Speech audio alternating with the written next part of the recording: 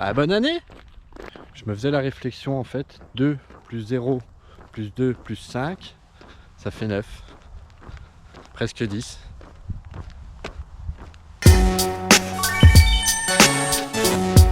Bon, personnellement, je démarre pas l'année de la meilleure des manières. Ça fait 4 jours là que j'ai la grippe, j'ai la gorge bien inflammée. Du coup, ça me prive un petit peu de début de ma préparation là. Mais bon, ça va. 2024 a été une année de transition, on va dire. J'ai nettement ralenti la cadence en termes de course à pied. Bon bah du fait essentiellement notamment épanchement au niveau des vertèbres, il m'est fortement préconisé de ralentir la course à pied. Et du coup bah, le fait de me mettre au triathlon entre guillemets, ça tombe presque à point nommé parce que je vais devoir ralentir la course à pied, mais c'est pas pour autant que je vais faire moins de sport puisque je vais de plus en plus pratiquer le vélo et puis la natation. Ça c'est deux disciplines qui représentent pas de contraintes pour le dos. Au contraire, c'est même très bénéfique pour la natation. J'ai trouvé le meilleur des compromis. En 2024, le 3 novembre, je devais participer au marathon Nice-Cannes, le marathon des Alpes-Maritimes. J'étais vraiment enthousiaste à l'idée d'y participer, avec l'année compliquée que j'avais connue en termes de blessures, de contraintes. Et il s'avère qu'à 15 jours de l'échéance, je me suis blessé sur le 20 km de Savigny-les-Beaunes.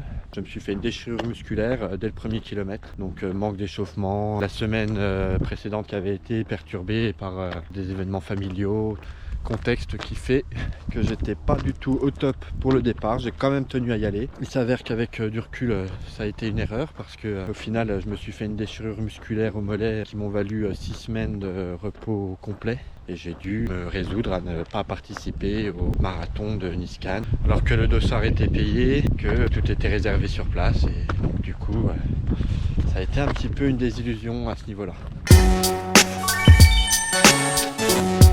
Pour autant, ça a été une année quand même prolifique malgré les blessures. J'ai profité un petit peu de ce contexte de blessure où j'ai dû beaucoup moins courir pour me consacrer pleinement à la natation. L'année 2024, ça restera comme l'année où j'ai appris à nager réellement, où j'ai acquis les fondamentaux de la nage sportive.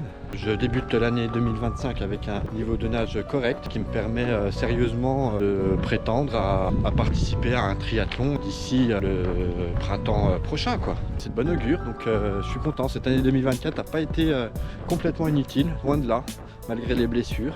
Bon, j'ai réalisé le David Goggins Challenge aussi, donc c'est une petite satisfaction. Ça n'a pas été le défi le plus compliqué à réaliser parmi ceux que j'ai pu faire dans le passé, mais mine de rien, c'était une belle expérience de faire ça. Le 4 janvier, là, j'étais aligné sur le Rotary Trail de Beaune. J'y allais surtout pour me rassurer sur mon état de santé général, voir s'il n'y avait pas de bobos persistants au niveau du mollet, au niveau du dos. Donc je l'ai fait, on va pas dire tranquillement, parce que j'aime toujours me challenger un petit peu. Dès qu'il y avait possibilité de pousser un peu la machine, j'hésitais pas à y aller. Disons que voilà, je l'ai fait quand même de manière plus ou moins sécurisée. Je faisais attention, notamment dans les descentes, parce que c'est là surtout qu'on peut vraiment se flinguer si on fait pas gaffe. On peut y laisser une cheville, faire mal au dos. J'ai pas hésité à ralentir sur les descentes et dès que ça développait un peu sur de la petite côte ou sur du plat, donc plutôt sympa. Et c'était vraiment histoire de me rassurer, de participer à une course, juste de la réaliser, d'aller à son terme de cette course. J'ai croisé plusieurs amis qui s'adonnent aussi à la course à pied et voilà, c'était vraiment un bon moment. Là je repars, j'ai mon plan d'entraînement qui devrait m'amener normalement au printemps à m'inscrire sur un premier triathlon en compétition cette fois-ci. Je ne sais pas encore sur quel format je vais aller. Il existe plusieurs formats de triathlon, S, M, L, en fonction des distances de chaque discipline. Je me donne encore 2 mois pour essayer de progresser. Puis éventuellement, j'aimerais bien aussi au printemps, là en avril, participer aussi à un marathon parce que c'est quand même mon petit péché mignon, le marathon. Je vais être désillusion en désillusion là depuis 1 an et demi. J'ai abandonné en octobre 2023 à Dijon parce que j'avais le Covid. j'ai abandonné à mi-parcours. Puis le dernier en date auquel je devais participer, Nice-Cannes, je me suis carrément pas aligné à cause de ma déchirure musculaire. Ça va faire presque 2 ans que j'ai pas bouclé un marathon. Donc il y a deux aspects là pour le premier semestre. Voilà, boucler un marathon, j'aimerais vraiment beaucoup. Et puis m'engager sur un premier triathlon en compétition. Le triathlon en compétition, j'ai un peu d'appréhension parce que autant quand tu fais de la course à pied, que tu t'engages sur des semi-marathons, des trails, des marathons, peu importe. On a toutes sortes de coureurs, il y a des coureurs confirmés, licenciés, qui ont un certain niveau, et puis il y a des gens lambda qui courent 2 fois dans la semaine, certains qui ne courent quasiment jamais, qui viennent juste se tester comme ça. Enfin, on a vraiment un peu tous les profils de sportifs, du coup bon, on trouve sa place au milieu de tout ce panel de coureurs. Autant quand on est dans le triathlon, là on commence à avoir des gens qui rigolent pas. C'est-à-dire que c'est quand même des gens qui ont tous des notions en natation, qui roulent bien et qui savent à peu près bien courir aussi.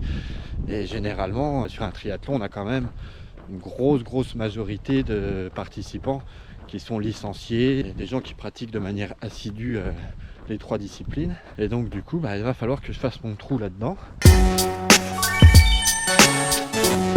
J'ai échangé avec des gens qui pratiquaient le triathlon, qui m'ont tous conseillé de me rapprocher d'un club pour la motivation, etc.